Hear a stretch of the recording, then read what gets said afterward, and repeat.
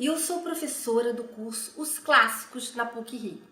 Esse é mais um vídeo do ciclo Por que Ler os Clássicos, oferecido pela Cátedra Unesco de Leitura da PUC. E como vocês já sabem, uma vez por semana eu vou comentar um grande clássico da literatura aqui. O livro dessa semana, depois de eu já ter comentado Ilíada e Odisseia, é esse aqui, ó. A Eneida, do Virgílio.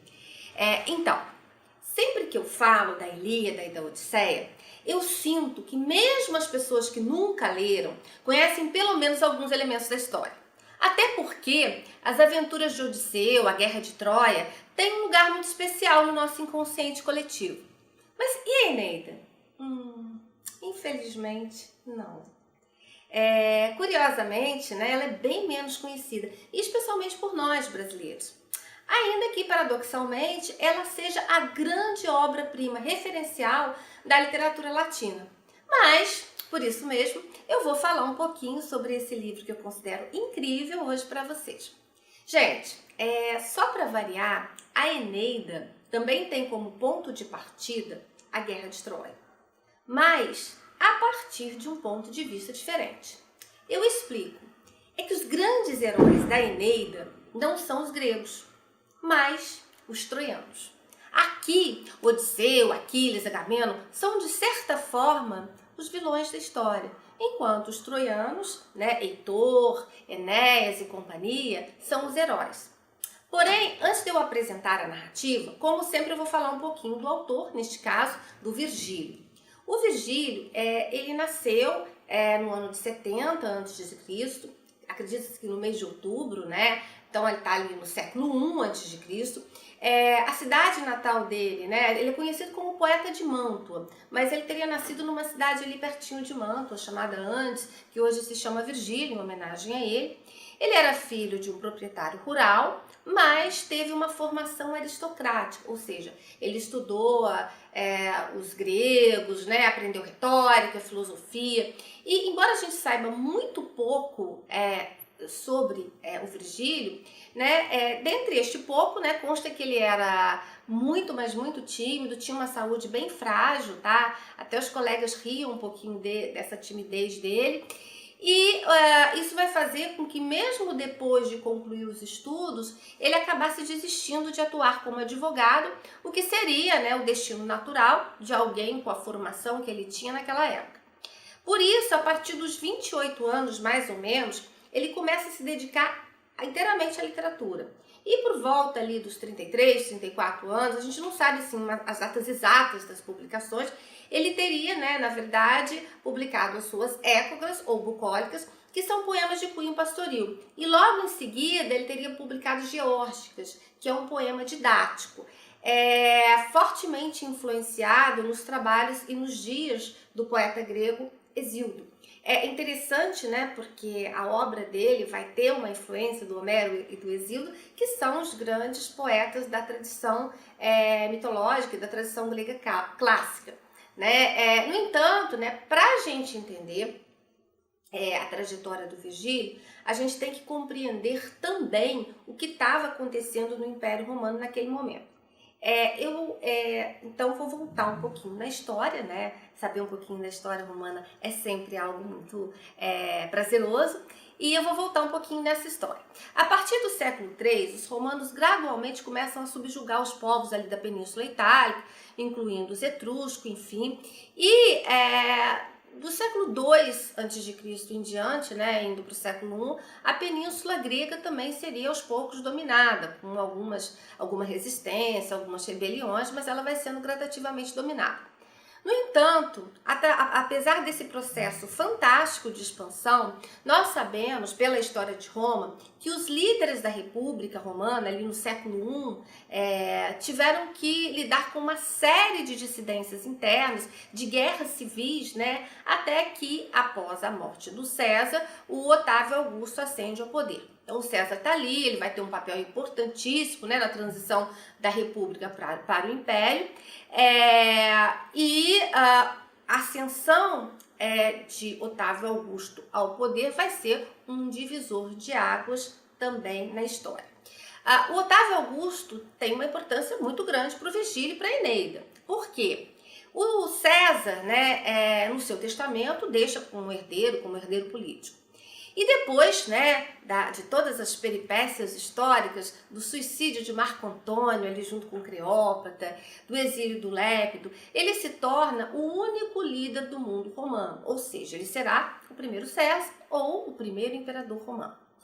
E ainda, no seu processo, né, de implementação desse poder, ele vai conseguir um feito inacreditável para a época, que é o fim das guerras civis histéricas, ali na região de Roma, dando início ao que a história chama de Pax Romana, ou Paz Romana.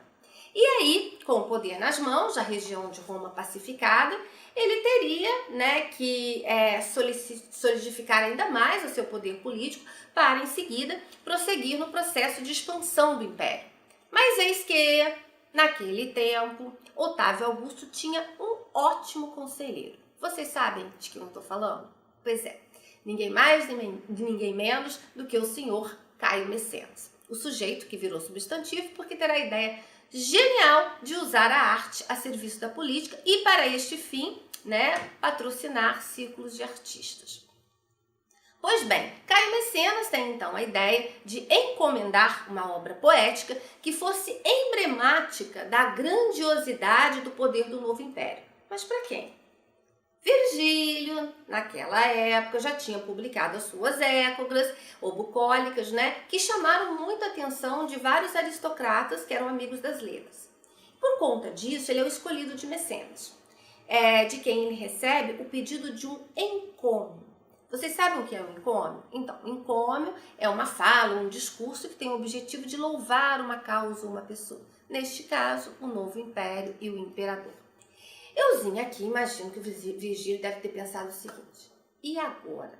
Como é que eu vou fazer uma obra dessa dimensão? Até porque, né, na época, as principais obras literárias da tradição romana, mesmo séculos depois, ainda eram as epopeias homéricas, ou seja, a Ilíada e a Odisseia. Essas eram as obras referenciais. E a tarefa dada a Virgílio não era nada modesta, né? Ele teria que superar Homero com uma obra digna do esplendor do Império Romano. Por quê? Né? Eu explico um pouquinho o porquê dessa referência. Desde o princípio, a ambição romana de conquistar, né, a Grécia estava muito relacionada com a admiração que os romanos tinham pela cultura, pela literatura, pela arte gregas.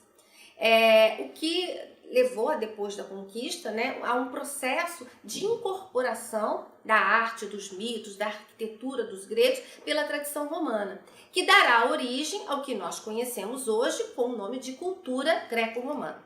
Ou seja, depois de submeter a Grécia, né, os vencedores, os romanos, passaram a sofrer uma influência cultural cada vez mais forte dos vencidos.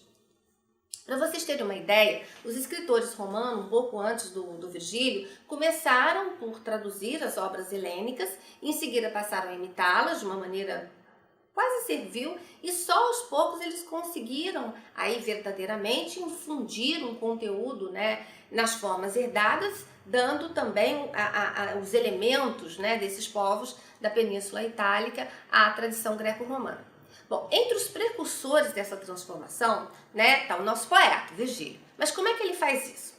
Havia uma lenda mitológica que chega até nós, por exemplo, menções dessa lenda já do século V a.C., embora ela possa ser anterior, tá? Mas já havia uma lenda que dizia que os romanos eram descendentes dos troianos. Estava lá menções a esse respeito, mas não estava uma coisa configurada, estruturada. Ou seja, os romanos seriam os descendentes daqueles que lutaram com os gregos na guerra de Troia.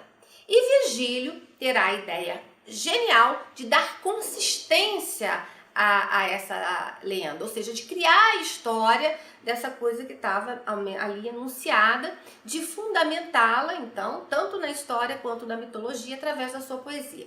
Para tanto, o que ele faz? Ele pega um dos principais heróis da Ilíada, né, que tinha lutado do lado dos troianos, mas cujo fim o Homero não narra, e resolve contar a história desse herói.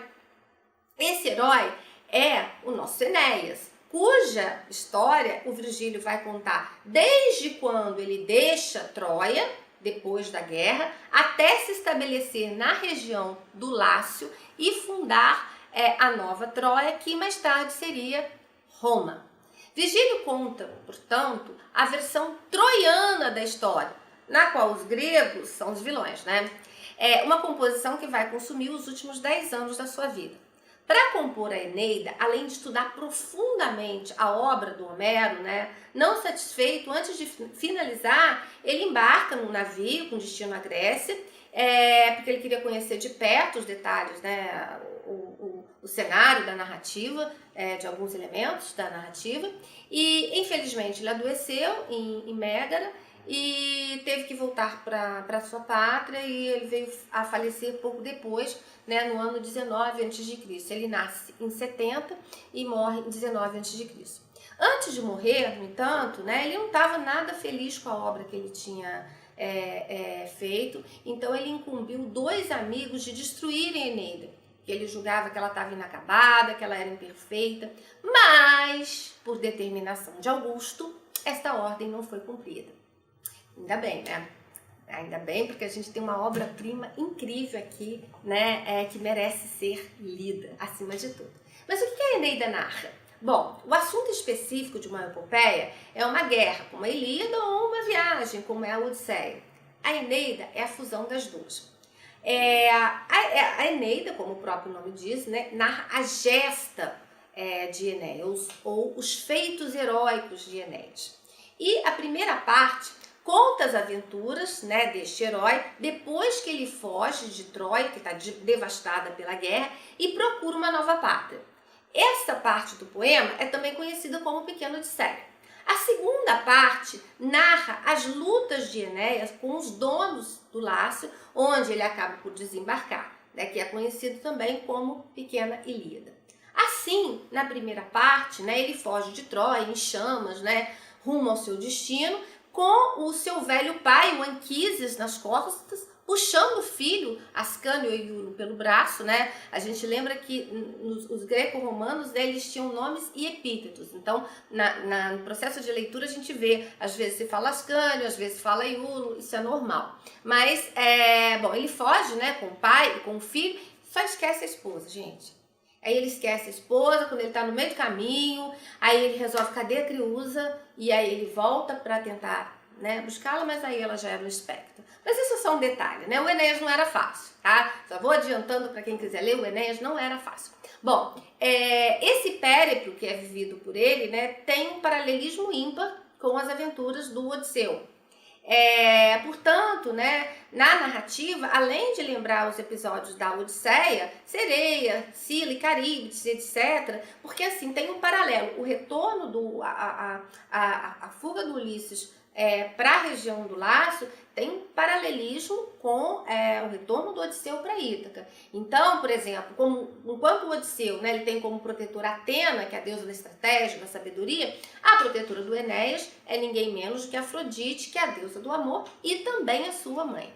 Só por conta disso, né, já fica claro que o Enéas viverá grandes amores, né? Entre eles está a paixão pela rainha Dido, ou Elisa, que é um dos grandes episódios da narrativa. Gente, a Dido é o seguinte, ela era rainha de Tiro, casada com Siqueu, mas o seu marido é morto pelo seu irmão Pigmalião, que quer tomar o poder, e o marido aparece para ela em sonho, avisando, né, do que aconteceu e sugerindo a ela que fuja. Então ela foge, reúne parte do povo que vai com ela e parte dos seus bens e vai para o norte da África, onde ela funda Cartago. Quando Enéas chega, né, fugindo lá da guerra, ela está justamente edificando uma cidade, né? Inclusive é uma parte linda da narrativa. Na cidade, né, eles estão pintando cenas da Guerra de Troia, então tem toda uma cena teatral, né, nessa parte da Eneida. Mas, por uma estratégia de Afrodite, que quer, né, que o Enéas fique pelo menos um tempo ali protegido dos ataques de Hera, não se esqueça que Afrodite, deusa do amor, é uma rival e tanto de Hera, né, deusa do casamento. E as terras ali do Lácio, né, que Enéas, cujo destino seria, né, que seriam destinados a Enéas, pertenciam, né, na divisão lá dos deuses a Hera. Então ela não queria que ele chegasse, ainda mais um filho de Afrodite. Deus me livre, né, diria Hera. Então ela faz tudo também para atrapalhar, tá, a chegada do Enéas, assim como, né, o Poseidon faz tudo para atrapalhar a chegada do Odisseu em Ítaca. Mas enfim, a Afrodite tem uma estratégia, ela faz com que a Dido caia de amores, né, pelo Enéas. E o que é interessante, né, é que ela, de certa forma, é o símbolo, se a gente for pensar que tipicamente ela é o símbolo de uma mulher extremamente forte, aquela mulher sim que vai para o trabalho, é a que faz, é a que tem ação.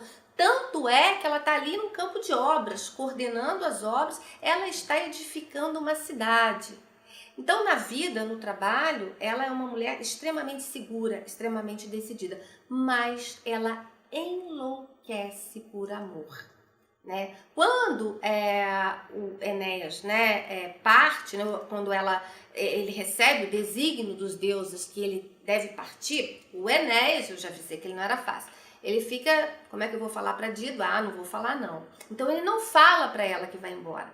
Ela descobre, né, depois de ter vivido, né, uma cena maravilhosa de amor com ele, que ele está preparando os barcos, está içando velas para partir. E aí ela, na verdade, ele não vai falar para ela que vai partir, e ela vai e confronta. E quando ela descobre, né, que ele vai embora, aí ela enlouquece. E aí tem a cena dela enlouquecendo mesmo, tá? Ela arranca as roupas, ela chora, ela sai, né, completamente descontrolada pela cidade, e depois ela transpassa o coração com uma lança e se atira numa pira. Tá? Então, assim, as cenas que envolvem a Rainha Dido estão entre as mais belas da epopeia, e tem um elemento muito interessante, né, nessa parte, porque se a gente pensar sobre o prisma da história, é inegável que o que ele faz aqui é justificar literariamente as guerras púnicas, né? Então é incrível a fusão entre poesia e história engendrada pelo nosso querido Virgílio. Um outro ponto, né, central da Eneida, né, como todo herói, principalmente um que segue de perto a trajetória do Odisseu, o Enéas vai ter que descer o Hades, tá? Pois ele desce. E lá ele vai encontrar o seu pai, o Anquises, né, que já tinha morrido, né, porque ele morre, né, no meio da narrativa. Então ele desce ao Hades justamente, né, para rever, para encontrar o pai, e ele que direciona o Enéas, né, rumo ao seu destino como fundador da nova Troia, que um dia será o Império Romano. É também no Hades que ele vê o seu futuro, inclusive a história dos seus descendentes, entre os quais o César, o Otávio Augusto, enfim. Aliás, é super importante lembrar que o inferno virgiliano será, de certa forma, o modelo, o esboço do inferno de Dante. Tá? Eu vou fazer uma parte aqui só para dizer que o Hades, né, da tradição grega e greco-romana, e o inferno da tradição cristã são diferentes, tá? Para os gregos, principalmente, né, morreu e ia para o Hades, o Olimpo era para os deuses. Mas essa configuração do Hades vai modificando, né? Quando chega em Virgílio, a gente já tem ali Tártaro, Hades, Campos Elíseos, enfim. E é esse modelo que o Dante vai usar, tá? Agora, o inferno da tradição cristã é um pouco diferente. Mas, enfim, né, tanto o Hades quanto o inferno são emblemáticos, né, ou são simbólicos da necessidade do ser humano de mergulhar nas suas próprias sombras, tá? Então ele tem que descer até as sombras para poder ressurgir. Virgílio é importantíssimo para o Dante, né? Afinal, a gente não pode esquecer que ele é o autor que vira personagem. Virgílio é um dos protagonistas da Divina Comédia, aparece ali como símbolo da razão, né, principalmente, né, protagonistas do inferno e do purgatório, porque ele está o tempo todo ao lado do Dante. É ele que vai guiar o Dante, né, até que ele chegue próximo ao paraíso. Isso porque, a pedido de Beatrice Portinari, a musa, né, de Dante, que está lá no paraíso, ela vai buscar o Virgílio, né, lá no limbo, no castelo dos iluminados, onde estão os principais poetas, né? E até Homero também está lá. E aí, né, é com Virgílio, né, que o Dante vai atravessar os diferentes ciclos do inferno e os diferentes níveis da montanha do purgatório. A Divina Comédia é, por isso mesmo, repleta de ecos da Eneida. Mas voltando ao Enéas, né, depois de deixar o inferno, é que ele renasce como herói. Né? O Virgílio coloca esse episódio como um divisor de águas na epopeia, porque é somente depois de descer ao Hades que começa a parte bélica da narrativa, a parte que emula a Ilíada, e na qual o Enéas passa de perdedor a vitorioso. Até então ele era aquele que perdeu a guerra, ele está com a moral baixa, mas após esse mergulho nas sombras ele renasce, né? Ele renasce com força, ele se torna uma pessoa com uma segurança, né? Ele sabe qual é o seu destino, ele sabe qual é o seu futuro, então ele vai cumprir esse destino. E é o destino que o leva, por fim, ao Lácio, na Península Itálica. Lá ele é recebido pelo rei Latino, que oferece a ele a mão da sua filha, Lavínia. No entanto, né, gente, a Lavínia, ela também era cobiçada por Turno, que é o rei dos Rútulos, né, um reino próximo, que gostaria, claro, de se casar com a filha do Latino e unir, né, os reinos. E aí ele vai, né, destilar sua fúria sobre o Enéas, e aí começa uma terrível guerra entre as populações da península, que tem como resultado, né, a luta final entre o Turno e o Enéas, no qual o Turno é morto. A Eneida termina com a morte do Turno. Mas a gente tem que considerar, né, que ele estava falando para um público que conhecia muito bem a tradição mitológica, e a tradição que ele recupera é a seguinte, né? O Enéas, agora casado, funda a cidade de Lavínio, né? Os seus filhos, né, tem Ascânio, tem o Silvio, vão governar essa cidade, né? E vão fundar, inclusive, Alba Longa, tá?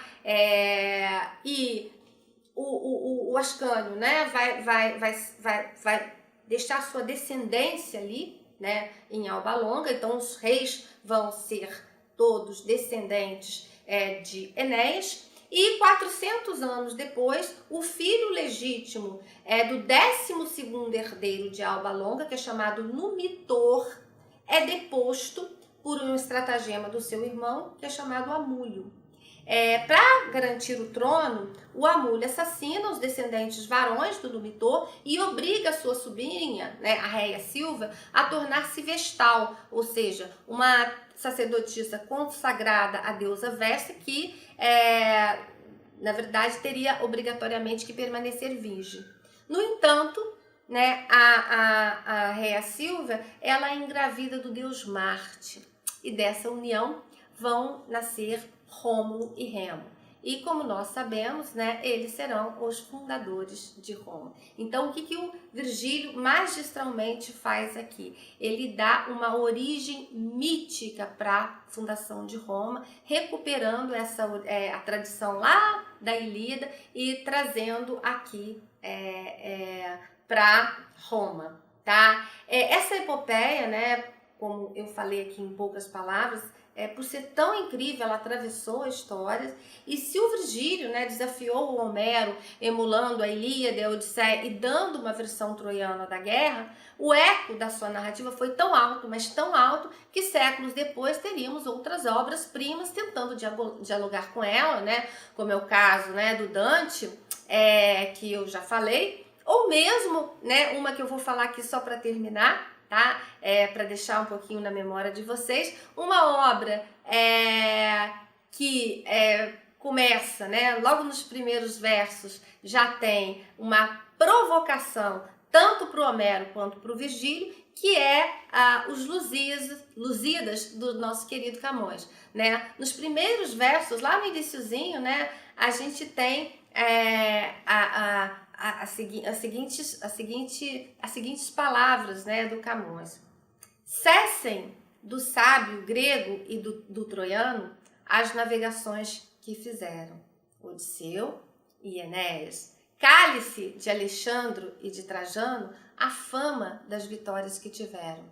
Que o canto peito ilustre lusitano, a quem Netuno e Marte obedeceram, cesse tudo o que a musa antiga canta, que um valor mais alto se alevanta. Quem conhece, né, os Lusíadas sabe que ele está cheio de mitologia, né, que ele retoma alguns dos elementos e que ele começa também provocando os nossos dois grandes poetas. Gente, fica a dica dessa leitura incrível. Eu sempre sugiro uma tradução, então vou sugerir essa aqui da 34 com um tradutor que eu acho o máximo, que é o Carlos Alberto Nunes, e também com os comentários, né, do professor João Ângelo Oliva Neto, né? Tá muito bem, os comentários dele são ótimos, ele faz um prefácio incrível e as notas que ele faz ajudam muitíssimo na leitura. Então fica a dica da Eneida dessa semana e a semana que vem eu volto com mais um grande clássico da literatura para vocês, tá bom?